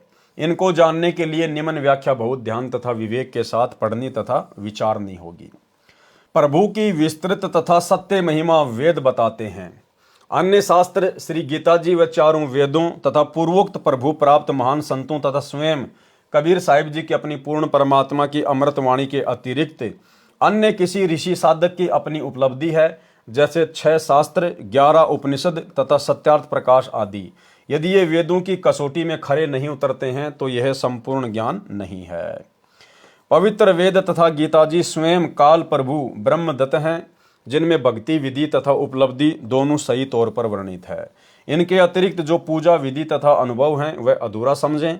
यदि इन्हीं के अनुसार कोई साधक अनुभव बताए तो सत्य जाने, क्योंकि कोई भी प्राणी प्रभु से अधिक नहीं जान सकता। वेदों के ज्ञान से पूर्वोक्त महात्माओं का विवरण सही मिलता है। इससे सिद्ध हुआ कि वे सर्व महात्मा पूर्ण थे। पूर्ण परमात्मा का साक्षात्कार हुआ है तथा बताया है वह परमात्मा कबीर साहिब कबीर देव है। वही ज्ञान चारों पवित्र वेद तथा पवित्र गीता जी भी बताते हैं। कलयुगी ऋषियों ने वेदों का टीका भाषा भाषे ऐसे कर दिया जैसे कहीं दूध की महिमा कही गई हो, और जिसने कभी जीवन में दूध देखा ही न हो और वह अनुवाद कर रहा हो वह ऐसे करता है। पौष्टिक आहार असी, पेय पदार्थ असी, स्वेदसी, अमृत उपमा सर्वा, मनुष्यानाम पेयाम शय दुग्धसी। पौष्टिक आहार यानी इसका फिर वर्णन किया है गुरुदेव भगवान ने, भावार्थ किया है। यदि कोई सफेद पीने का तरल पदार्थ है जो अमृत समान है, बहुत पौष्टिक है, सब मनुष्यों के पीने योग्य है, वह स्वयं तरल है। फिर कोई पूछे कि वह तरल पदार्थ कहाँ है, उत्तर मिले वह तो निराकार है, प्राप्त नहीं हो सकता। यहाँ पर दुग्ध को तरल पदार्थ लिख दिया जाए तो उस वस्तु दूध को कैसे पाया हुआ जाना जाए, जिसकी उपमा ऊपर की है। यहाँ पर दुग्ध को दूध लिखना था, जिससे पता चले कि वह पौष्टिक आहार दूध है। फिर व्यक्ति दूध नाम से उसे प्राप्त कर सकता है। विचार, यदि कोई कहे दुग्ध को दूध कैसे लिख दिया, यह तो वाद विवाद का प्रत्यक्ष प्रमाण ही हो सकता है। जैसे दुग्ध का दूध अर्थ गलत नहीं है, भाषा भिन्न होने से हिंदी में दूध तथा क्षेत्रीय भाषा में दूधू लिखना भी संस्कृत भाषा में लिखे दुग्ध का ही बोध है। जैसे पलवल शहर के आसपास के ग्रामीण परवर कहते हैं। यदि कोई कहे कि परवर को पलवल कैसे सिद्ध कर दिया, मैं नहीं मानता, यह तो व्यर्थ का वाद विवाद है। ठीक इसी प्रकार कोई कहे कि कबीर देव को कबीर परमेश्वर कैसे सिद्ध कर दिया, यह तो व्यर्थ का वाद विवाद ही है। जैसे यजुर्वेद है, यह एक धार्मिक पवित्र पुस्तक है जिसमें प्रभु की यज्ञ स्तुतियों की ऋचाएं लिखी हैं तथा प्रभु कैसा है, कैसे पाया जाता है, सब विस्तृत वर्णन है। अब पवित्र यजुर्वेद की महिमा कहें कि प्रभु की यज्ञ स्तुतियों की ऋचाओं का भंडार है, बहुत अच्छी विधि वर्णित है, एक अनमोल जानकारी है। और यह लिखे नहीं कि वह यजुर्वेद है, अपितु यजुर्वेद का अर्थ लिख दे कि यज्ञ स्तुतियों का ज्ञान है, तो उस वस्तु पवित्र पुस्तक को कैसे पाया जा सके। उसके लिए लिखना होगा कि वह पवित्र पुस्तक यजुर्वेद है जिसमें यज्ञ ऋचाएं हैं। अब यजुर्वेद की संधि विच्छेद करके लिखें, यजुर प्लस वेद भी वही पवित्र पुस्तक यजुर्वेद का ही बोध है। यजु प्लस वेद भी वही पुस्तक यजुर्वेद का ही बोध है जिसमें यज्ञ स्तुतियों की ऋचाएं हैं। उस धार्मिक पुस्तक को यजुर्वेद कहते हैं। ठीक इसी प्रकार चारों पवित्र वेदों में लिखा है कि वह कबीर देव कबीर परमेश्वर है, जो सर्वशक्तिमान जगत पिता, सर्वसृष्टि रचनहार, कुल मालिक तथा पाप विनाशक व काल की कारागार से छुटवाने वाला अर्थात बंदी छोड़ है। इसको कबीर प्लस देव लिखें तो भी कबीर परमेश्वर का बोध है, कवि प्लस देव लिखें तो भी कबीर परमेश्वर अर्थात कबीर प्रभु का ही बोध होता है। इसलिए कबीर देव उसी कबीर साहिब का ही बोध करवाता है। सर्वशक्तिमान अजर अमर सर्व ब्रह्मांडों का रचनहार कुल मालिक है, क्योंकि पूर्वोक्त प्रभु प्राप्त संतों ने अपनी अपनी मातृभाषा में कबीर को कबीर बोला है तथा वेद को वेद बोला है। इसलिए व और ब में अंतर हो जाने पर भी पवित्र शास्त्र वेद का ही बोध है। विचार, जैसे कोई अंग्रेजी भाषा में लिखे कि God Kabir, Kabir is almighty, इसका हिंदी अनुवाद करके लिखे कबीर या कबीर परमेश्वर सर्वशक्तिमान है। अब अंग्रेजी भाषा में तो हलंत की व्यवस्था ही नहीं है, फिर मातृभाषा में इसी को कबीर कहने तथा लिखने लगे।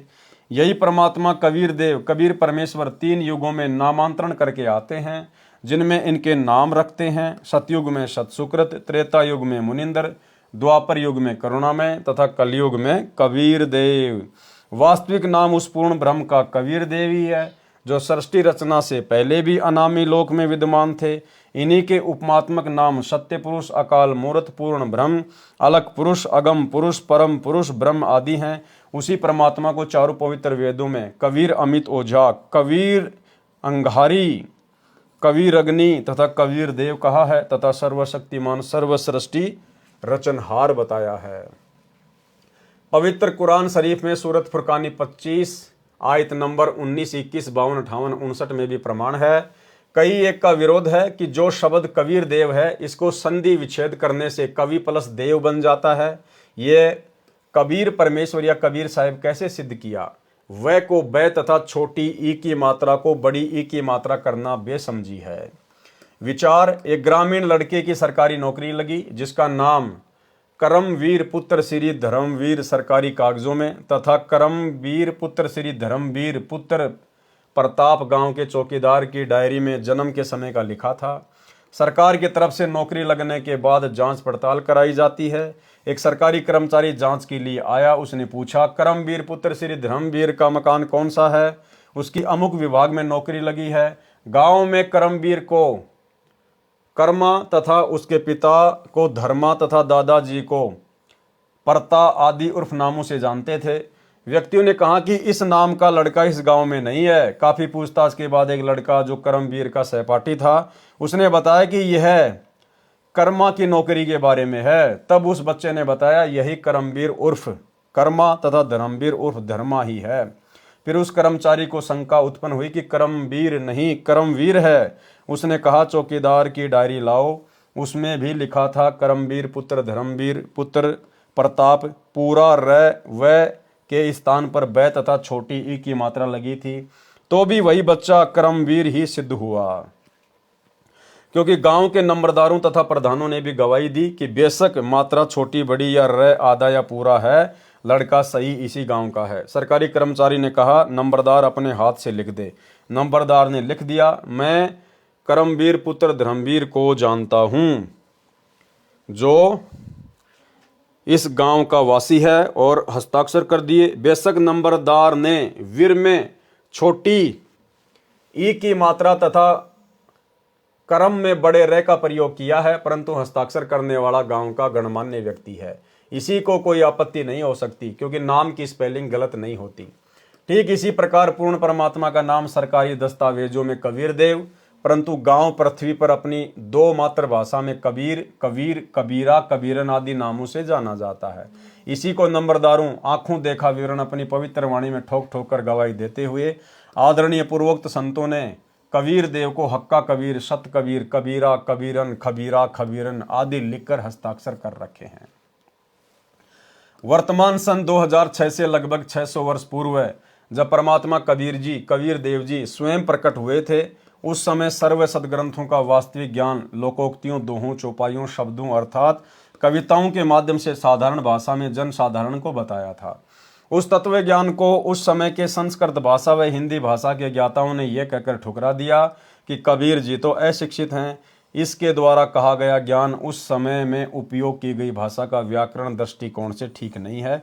जैसे कबीर जी ने कहा है, कबीर वेद मेरा भेद है, मैं ना वेदों माही, जोन वेद से मैं मिलूं ये वेद जानते नहीं।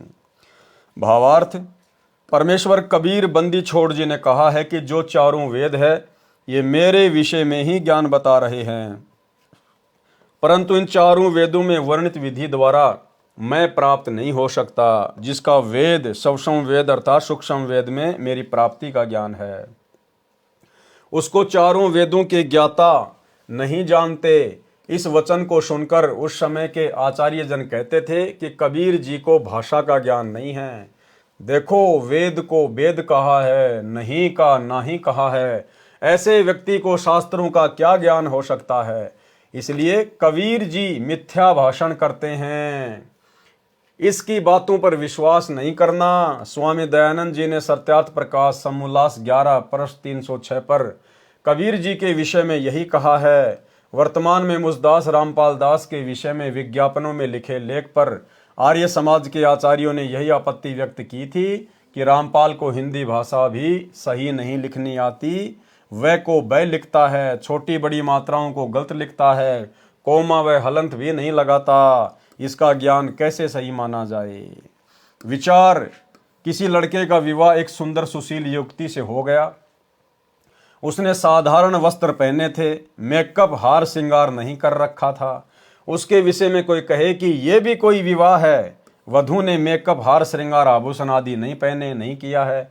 विचार करें, विवाह का अर्थ है पुरुष को पत्नी प्राप्ति। यदि मेकअप श्रृंगार नहीं कर रखा तो वांछित वस्तु प्राप्त है, यदि श्रृंगार कर रखा है लड़की ने तो भी बुरा नहीं किया, परंतु एक श्रृंगार के अभाव से विवाह को ही नकार देना कौन सी बुद्धिमता है। ठीक इसी प्रकार परमेश्वर कबीर बंदी छोड़ तथा संत रामपाल दास जी महाराज द्वारा दिया तत्व ज्ञान है, वास्तविक ज्ञान प्राप्त है। यदि भाषा में श्रृंगार का अभाव अर्थात मात्राओं व हलंतों की कमी है तो विद्वान पुरुष कृपया ठीक करके पढ़ें। इसी तरह इस उलझी हुई ज्ञान गुत्थी को सुलझाया जाएगा। इसमें भाषा तथा व्याकरण की भूमिका क्या है। स्वामी दयानंद सरस्वती जी ने अपने द्वारा रचे पवित्र उपनिषद सत्यार्थ प्रकाश के 7वें समूलांश में प्रश्न नंबर 217, 212 अजमेर से प्रकाशित तथा पृष्ठ संख्या 173 दीनानगर दयानंद मठ पंजाब से प्रकाशित लिखा है। उसका भावार्थ है कि ब्रह्म ने वेदवाणी 4 ऋषियों में जीवस्त रूप से बोले। जैसे लग रहा था कि ऋषि वेद बोल रहे थे, परंतु ब्रह्म बोल रहा था तथा ऋषियों का मुख प्रयोग कर रहा था। जीवस्त रूप का भावार्थ है जैसे ऋषियों के अंदर कोई और जीव स्थापित होकर बोल रहा हो। बाद में उन ऋषियों को कुछ मालूम नहीं कि क्या बोला क्या लिखा।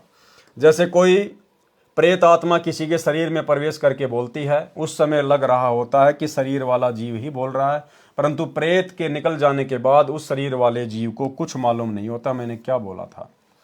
इसी प्रकार बाद में ऋषियों ने वेद भाषा को जानने के लिए व्याकरण, निघटु आदि की रचना की, जो स्वामी दयानंद जी के शब्दों में सत्यार्थ प्रकाश 3रे समूलास पेज नंबर 80 अजमेर से प्रकाशित तथा पृष्ठ संख्या 64 दीनानगर पंजाब से प्रकाशित में पवित्र चारों वेद ईश्वर कृत्य होने से निभ्रात है। वेदों का प्रमाण वेद ही है। चारों ब्राह्मण व्याकरण निघटु आदि ऋषियों कृत्य होने से त्रुटि युक्त हो सकते हैं। उपरोक्त विचार स्वामी दयानंद जी के हैं। विचार करें, वेद पढ़ने वाले ऋषियों के अपने विचारों से रचे उपनिषद एक दूसरे के विपरीत व्याख्या कर रहे हैं, इसलिए वेद ज्ञान को तत्व ज्ञान से ही समझा जा सकता है। तत्व ज्ञान सबसम वेद पूर्ण ब्रह्म कबीर देव ने स्वयं आकर बताया है तथा चारों वेदों का ज्ञान ब्रह्म द्वारा बताया गया है और वेदों को बोलने वाला ब्रह्म स्वयं पवित्र यजुर्वेद अध्याय नंबर 40 मंत्र नंबर 10 में कह रहा है कि उस पूर्ण ब्रह्म को कोई तो समवात अर्थात जन्म लेकर प्रकट होने वाला अर्थात आकार में कहता है तथा कोई असमवात जन्म न लेने वाला अर्थात वह निराकार आहु कहते हैं। परंतु इसका वास्तविक ज्ञान तो धीरणाम पूर्ण ज्ञानी अर्थात तत्वदर्शी संत जन पूर्ण निर्णायक भिन्न भिन्न बताते हैं। उसको ध्यानपूर्वक सुनो। इससे स्वयं सिद्ध है कि वेद बोलने वाला ब्रह्म भी स्वयं कह रहा है कि उस पूर्ण ब्रह्म के बारे में मैं भी पूर्ण ज्ञान नहीं रखता, उसको तो कोई तत्वदर्शी संत ही बता सकता है। इसी प्रकार इसी अध्याय के मंत्र नंबर 13 में कहा है कि कोई तो अक्षर ज्ञानी एक भाषा के जानने वाले को ही विद्वान कहते हैं, दूसरे निरक्षर को अज्ञानी कहते हैं। ये जानकारी भी तत्वदर्शी संत जन ही विस्तृत व्याख्या बयान करते हैं। उस तत्व ज्ञान को उन्हीं से ध्यानपूर्वक सुनो अर्थात वही तत्वदर्शी संत ही बताएगा कि विद्वान अर्थात ज्ञानी कौन है तथा अज्ञानी तथा अविद्वान कौन है। विशेष उपरोक्त परमाणु को विवेचन करके सद्भावना पूर्वक पुनर्विचार करें तथा वह को वह तथा छोटी बड़ी मात्राओं की शुद्धि अशुद्धि से ही ज्ञानी व अज्ञानी की पहचान नहीं होती, वह तो तत्व ज्ञान से ही होती है। कबीर परमेश्वर के विषय में वह को वह कैसे सिद्ध किया है, छोटी ई की बड़ी मात्रा बड़ी की मात्रा कैसे सिद्ध हो सकती है, इस वाद विवाद में न पढ़कर तत्व ज्ञान को समझना है। जैसे यजुर्वेद है, यह एक पवित्र पुस्तक है। इसके विषय में कहीं संस्कृत भाषा में विवरण किया हो, जहाँ यजु या यजुम आदि शब्द लिखे हों, तो भी पवित्र पुस्तक यजुर्वेद का ही बोध समझा जाता है। इसी प्रकार पूर्ण परमात्मा का वास्तविक नाम कबीर देव है। इसी को भिन्न भिन्न भाषा में कबीर साहेब, कबीर परमेश्वर कहने लगे। कई श्रद्धालु शंका व्यक्त करते हैं कि कबीर को कबीर कैसे सिद्ध कर दिया। व्याकरण दृष्टिकोण से कवि का अर्थ सर्वज्ञ होता है। दास की प्रार्थना है कि प्रत्येक शब्द का कोई न कोई अर्थ तो बनता ही है। रही बात व्याकरण की, भाषा प्रथम बनी क्योंकि वेद वाणी प्रभु द्वारा कही है तथा व्याकरण बाद में ऋषियों द्वारा बनाई गई है। यह त्रुटि युक्त हो सकती है। वेद के अनुवाद में व्याकरण व्यत्यय है, अर्थात असंगत तथा विरोध भाव है, क्योंकि वेदवाणी मंत्रों द्वारा पदों में है। जैसे पलवल शहर के आसपास के व्यक्ति पलवल को परवर बोलते हैं। यदि कोई कहे कि पलवल को कैसे परवर सिद्ध कर दिया, यही कबीर को कबीर कैसे सिद्ध कर दिया कहना मात्र है। जैसे क्षेत्रीय भाषा में पलवल शहर को परवर कहते हैं, इसी प्रकार कबीर को कबीर बोलते हैं। प्रभु वही है। महर्षि दयानंद जी ने सत्यार्थ प्रकाश समोल्लास 4 पृष्ठ 100 पर दयानंद मठ दीनानगर पंजाब से प्रकाशित पर देवर कामा का अर्थ देवर की कामना करने किया है। देव को पूरा रे लिखकर देवर किया है। कबीर को कबीर, फिर भाषा भिन्न कबीर लिखने व बोलने में कोई आपत्ति या व्याकरण की त्रुटि नहीं है। पूर्ण परमात्मा कबीर देव है। यह प्रमाण यजुर्वेद अध्याय 29 मंत्र 25 तथा सामवेद संख्या 1400 में भी है, जो निम्न है। ये श्लोक है, आगे गुरुदेव ने इसका सरलार्थ किया है। भावार्थ, जिस समय पूर्ण परमात्मा प्रकट होता है उस समय सर्व ऋषि व संत जन शास्त्र विधि त्याग कर मनमान आचरण तथा पूजा द्वारा सर्व भगत समाज को मार्गदर्शन कर रहे होते हैं। तब अपने तत्व ज्ञान अर्थात समस्त ज्ञान का संदेश वाहक बनकर स्वयं ही कबीर देव अर्थात कबीर प्रभु ही आता है। संख्या नंबर 14 सामवेद, संत रामपाल दास द्वारा भाषा भाष्य। भावार्थ, जैसे यजुर्वेद अध्याय 5 मंत्र 1 में कहा है कि अग्ने तनु अशी, परमेश्वर शरीर है, विष्णवे तवा सोमस्य तनु रसी। उस अमर प्रभु का पालन पोषण करने के लिए अन्य शरीर है जो अतिथि रूप में कुछ दिन संसार में आता है। तत्व ज्ञान से अज्ञान निंद्रा में सोए प्रभु प्रेमियों को जगाता है। वही प्रमाण इस मंत्र में है कि कुछ समय के लिए पूर्ण परमात्मा कबीर देव अर्थात कबीर प्रभु अपना रूप बदलकर सामान्य व्यक्ति जैसा रूप बनाकर पृथ्वी मंडल पर प्रकट होता है तथा कबीर वचनानी सनसन अर्थात कबीर वाणी बोलता है, जिसके माध्यम से तत्व ज्ञान को जगाता है। तथा उस समय महर्षि कहलाने वाले चतुर प्राणी मिथ्या ज्ञान के आधार पर शास्त्र विधि अनुसार सत्य साधना रूपी अमृत के स्थान पर शास्त्र विधि रहित पूजा रूपी मवाद को श्रद्धा के साथ आचमन तथा पूजा कर रहे होते हैं। उस समय पूर्ण परमात्मा स्वयं प्रकट होकर तत्व ज्ञान द्वारा शास्त्र विधि अनुसार साधना का ज्ञान प्रदान करता है। पवित्र ऋग्वेद के निम्न मंत्रों में भी पहचान बताई है कि जब वह पूर्ण परमात्मा कुछ समय संसार में लीला करने आता है तो शिशु रूप धारण करता है। उस पूर्ण परमात्मा की परवरिश कंवारी गाय द्वारा होती है। फिर लीलावत बड़ा होता है तो अपने पाने व सतलोक जानने अर्थात पूर्ण मोक्ष मार्ग का तत्व ज्ञान कबीर वाणी द्वारा कविताओं द्वारा बोलता है, जिस कारण से प्रसिद्ध कवि कहलाता है। परंतु वह स्वयं कबीर देव पूर्ण परमात्मा ही होता है जो तीसरे मुक्ति धाम सतलोक में रहता है। ऋग्वेद मंडल 9 सूक्त 1 मंत्र 9 तथा सूक्त 96 मंत्र 17 से 20।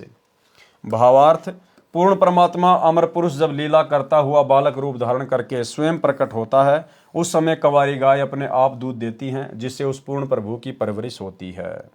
ऋग्वेद मंडल 9 सूक्त 96 मंत्र 17।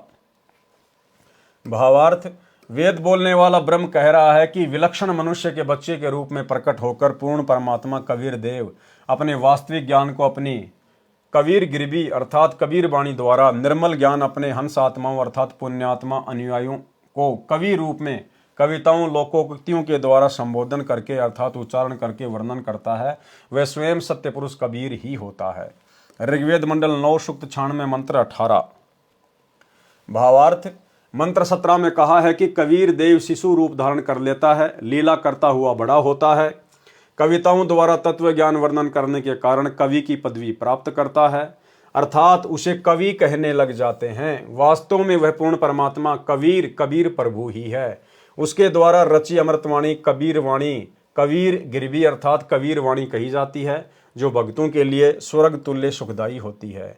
वही परमात्मा तीसरे मुक्ति धाम अर्थात सतलोक की स्थापना करके एक गुम्मद अर्थात गुम्मज में सिंहासन पर तेजोमय मानव सदृश शरीर में आकार में विराजमान है। इस मंत्र में तीसरा धाम सतलोक को कहा है। जैसे एक ब्रह्म का लोक है जो 21 ब्रह्मांड का है, दूसरा परब्रह्म का लोक है जो 7 संग ब्रह्मांड का क्षेत्र है, तीसरा परम अक्षर ब्रह्म अर्थात पूर्ण ब्रह्म का रितधाम अर्थात सतलोक है। फोटोकॉपी ऋग्वेद मंडल नंबर 9 सूक्त 96 मंत्र 19 की। विवेचन ऋग्वेद मंडल 9 सूक्त 96 मंत्र 19 का भी आर्य समाज के विद्वानों ने अनुवाद किया है। इसमें भी बहुत भारी गलतियां हैं। पुस्तक विस्तार के कारण केवल अपने मतलब की जानकारी प्राप्त करते हैं। इस मंत्र में चौथे धाम का वर्णन है जो आप जी सृष्टि रचना में पढ़ेंगे, उससे पूर्ण जानकारी होगी। पढ़ें इसी पुस्तक के पृष्ठ 603 पर। परमात्मा ने ऊपर के 4 लोक अजर अमर रचे हैं। अनामी लोक जो सबसे ऊपर है, अगम लोक, अलख लोक, शतलोक। हम पृथ्वी लोक पर हैं। यहां से ऊपर के लोकों की गिनती करेंगे तो सत्यलोक, अलख लोक, अगम लोक तथा अनामी लोक गिना जाता है। उस चौथे धाम में बैठकर परमात्मा ने सर्व ब्रह्मांडों व लोकों की रचना की।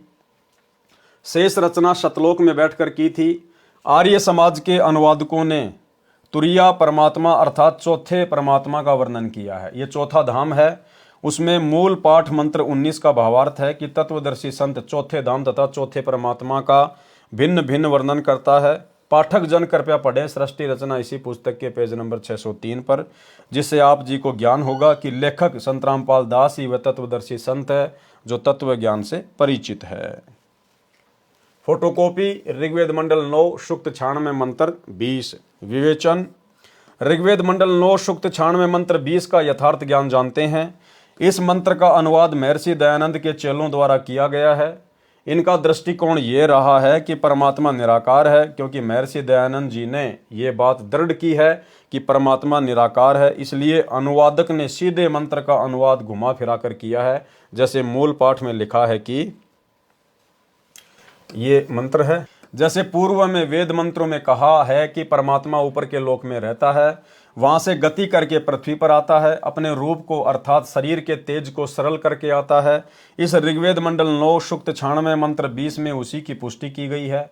कहा है कि परमात्मा ऐसे अन्य शरीर धारण करके पृथ्वी पर आता है जैसे मनुष्य वस्त्र धारण करता है, और धनानाम दृढ़ भक्तों अच्छी आत्माओं को प्राप्त होता है, उनको वाणी उच्चारण करके तत्व ज्ञान सुनाता है। फोटोकॉपी ऋग्वेद मंडल नंबर 9 सूक्त 82 मंत्र 1-2। विवेचन ऊपर ऋग्वेद मंडल 9 सूक्त 82 मंत्र 1-2 की फोटोकॉपी है। यह अनुवाद महर्षि दयानंद जी के दिशा निर्देश से उन्हीं के चेलों ने किया है और सार्वदेशिक आर्य प्रतिनिधि सभा दिल्ली से प्रकाशित है। इसमें स्पष्ट है कि मंत्र 1 में कहा कि सर्व की उत्पत्ति करने वाला परमात्मा तेजोमय शरीर युक्त है, पापों को नाश करने वाला और सुखों की वर्षा करने वाला अर्थात सुखों की झड़ी लगाने वाला है। वह ऊपर सत्यलोक में सिंहासन पर बैठा है जो देखने में राजा के समान है। यही प्रमाण सूक्ष्म वेद में भी है कि अरस कुरुस पर सफेद गुमट है, जहां परमेश्वर का डेरा, श्वेत छित्र सिर मुकुट विराजे, देखत न उस चेहरे नु।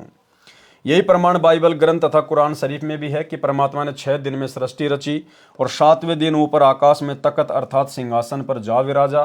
बाइबल के उत्पत्ति ग्रंथ 2, 26, 30 तथा कुरान शरीफ की सूरत फुरकानी 25 आयत नंबर 52 से 59 में है। वह परमात्मा अपने अमर धाम से चलकर पृथ्वी पर शब्द वाणी से ज्ञान सुनाता है। वह वर्णीय अर्थात आदरणीय श्रेष्ठ व्यक्तियों को प्राप्त होता है, उनको मिलता है। जैसे संत धर्मदास जी बांधवगढ़ मध्य प्रदेश वाले को मिले, संत मलुक दास जी को मिले, संत दादू दास जी को मिले, आमेर राजस्थान में मिले, संत नानक देव जी को मिले, संत गरीबदास जी गांव छुडानी जिला झज्जर हरियाणा वाले को मिले, संत घीसा दास जी गांव खेकड़ा जिला बागपत उत्तर प्रदेश वाले को मिले, संत जम्बेश्वर जी विश्नोई धर्म के प्रवर्तक को गांव समराथल राजस्थान वाले को मिले। यानी भाइयों और बहनों, जो संत जम्बेश्वर है विश्नोई समाज के, उनको भी कबीर परमात्मा सतगुरु रामपाल जी ही आकर मिले थे, जिनकी वाणियां हैं 24 प्रमाण। 24 प्रमाण नाम से ऐसी कुछ उनकी वाणियां हैं। अक्सर भगत भाई बहन व्हाट्सएप पर सोशल मीडिया पर भेजते रहते हैं। तो उन 24 वाणियों के माध्यम से भी सतगुरु रामपाल जी परमेश्वर जी के विषय में बहुत सारी बातें बताई गई हैं। वह परमात्मा अच्छी आत्माओं को मिलते हैं जो परमात्मा के दृढ़ भगत होते हैं, उन पर परमात्मा का विशेष आकर्षण होता है।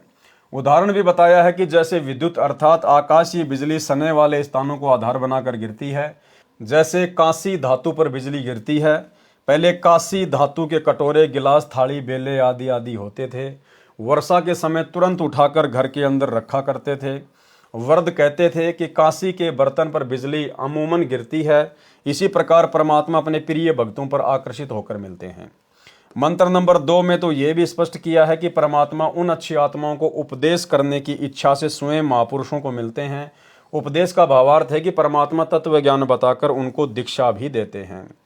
उनके सतगुरु भी स्वयं परमात्मा होते हैं। ये भी स्पष्ट किया है कि परमात्मा अत्यंत गतिशील पदार्थ अर्थात बिजली के समान तीव्रगामी होकर हमारे धार्मिक अनुष्ठानों में आप पहुंचते हैं। आप जी ने पीछे पढ़ा कि संत धर्मदास को परमात्मा ने यही कहा था कि मैं वहां अवश्य जाता हूं जहां धार्मिक अनुष्ठान होते हैं, क्योंकि मेरी अनुपस्थिति में काल कुछ भी उपद्रव कर देता है। इसीलिए भाई और बहनों, जहां जहां भी साध संगतियां होती थी, जहां जहां भी संगत में सार्वजनिक तौर पर मैसेज डालकर साध संगतियां होती थी, वहां पर काल प्रेरणा से उपद्रव मचाने के लिए सतलोक आश्रम मैनेजमेंट हरियाणा वाले, इनके कोऑर्डिनेटर, बेचारी भ्रमित संगत विरोध करने के लिए अवश्य पहुंच जाती थी पुलिस प्रशासन को लेकर। लेकिन परमात्मा का विधान है कि जहां भी धार्मिक अनुष्ठान होता है वहां मैं बिजली की गति के समान जाता हूं, अन्यथा उपद्रवी लोग उस समागम को संपूर्ण नहीं होने देते।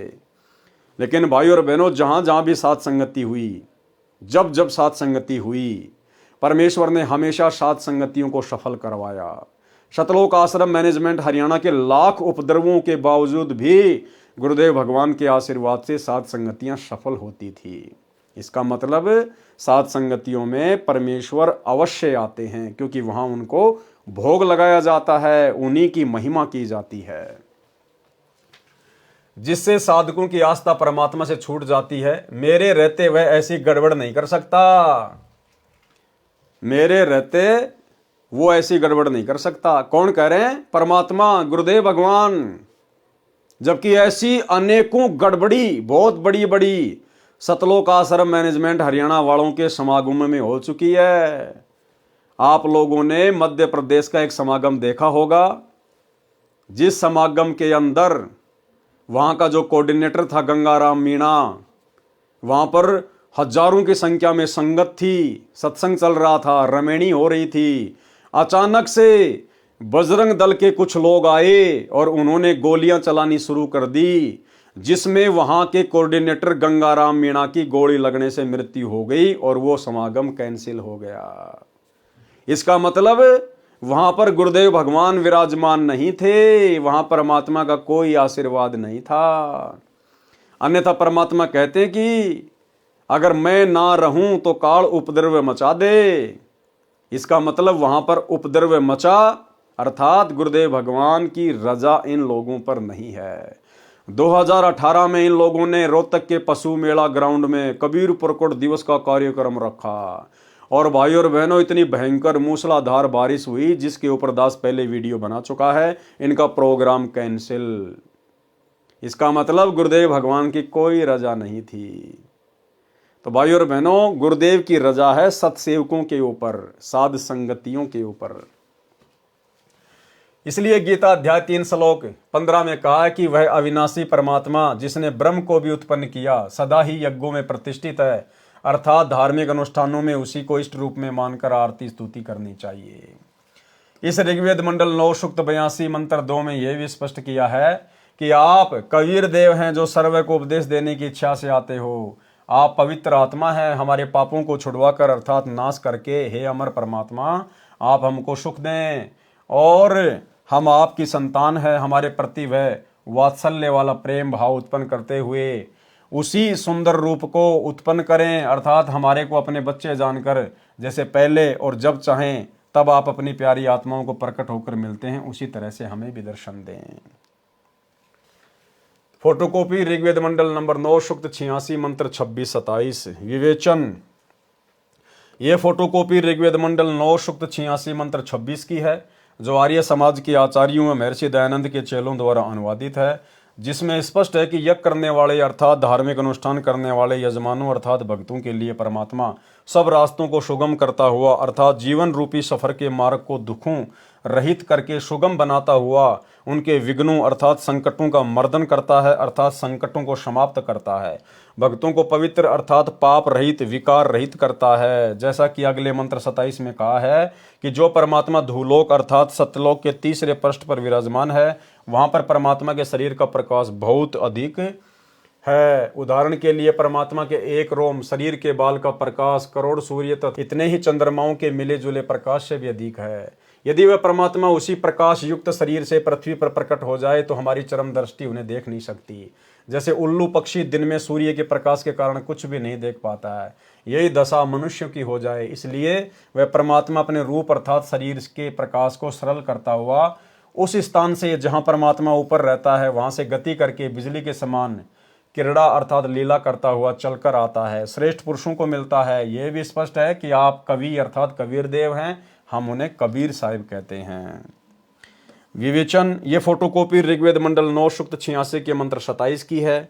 इसमें स्पष्ट है कि परमात्मा धूलोक अर्थात अमरलोक के तीसरे पृष्ठ अर्थात भाग पर विराजमान है। सत्यलोक अर्थात शाश्वत स्थान गीता अध्याय 18 श्लोक 62 में 3 भाग है। एक भाग में वन पहाड़ झरने बाग बगीचे आदि हैं। यह बाह्य भाग है अर्थात बाहरी भाग है। जैसे भारत की राजधानी दिल्ली भी 3 भागों में बटी है। बाहरी दिल्ली जिसमें गांव खेत खलियान और नहरें हैं, दूसरा बाजार बना है, तीसरा संसद भवन तथा कार्यालय है। इसके पश्चात धूलोक में बस्तियां हैं, सहपरिवार मोक्ष प्राप्त हंसात्माएं रहती हैं।